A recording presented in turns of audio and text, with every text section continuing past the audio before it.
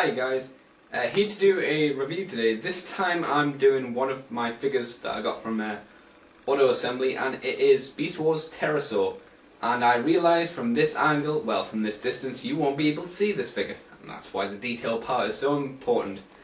But I'll just give you my little thoughts and whatnots on the figure itself. I've devised a little 4-part rating system on the paint, the look of the toy, as in its alt mode, how it looks. What else? I've got a list down here. Its articulation and how fun it is.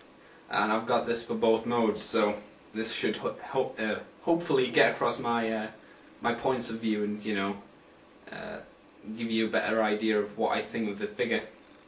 So first of all, we'll take a look at the paint.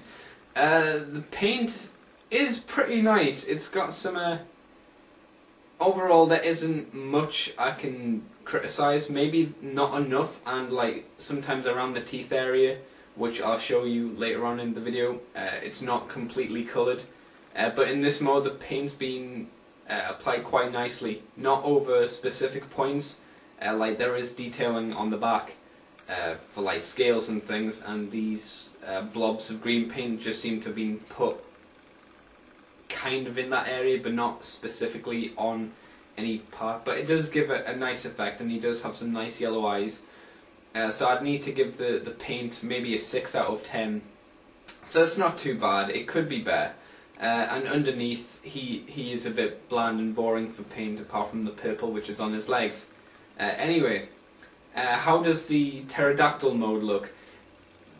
For the age it came out in, yeah, it works quite nicely. You do have the problem of his legs and things coming up to his chin, which is a little bit annoying.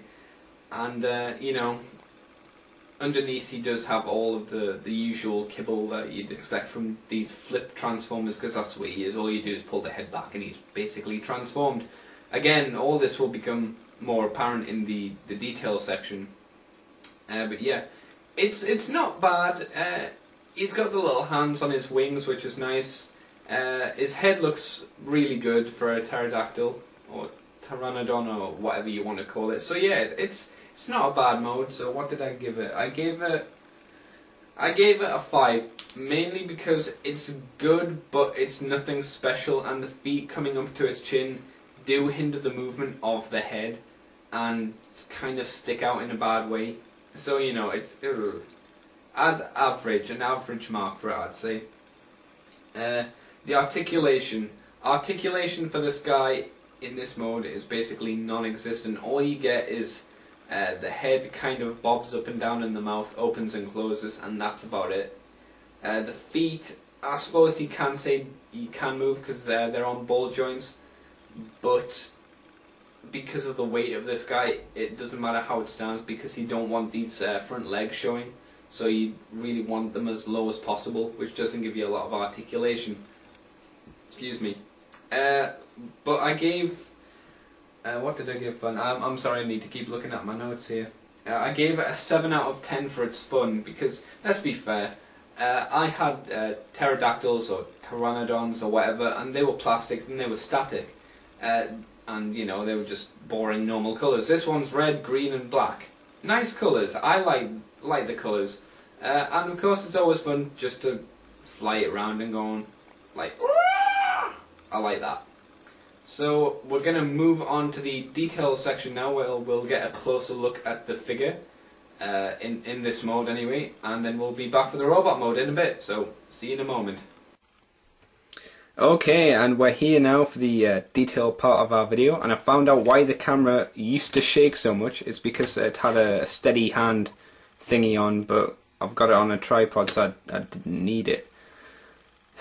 God, it took me about 15 minutes to going through the entire camera settings to try and figure it out. But you don't care. Well, at least you shouldn't, because I don't care. Well, I do actually, because I figured it out. Anyway, as you can see, Terrorsaur has a really nice head mold for his Terrorsaur mode. And, you know, it's on this little joint that lets you open the mouth.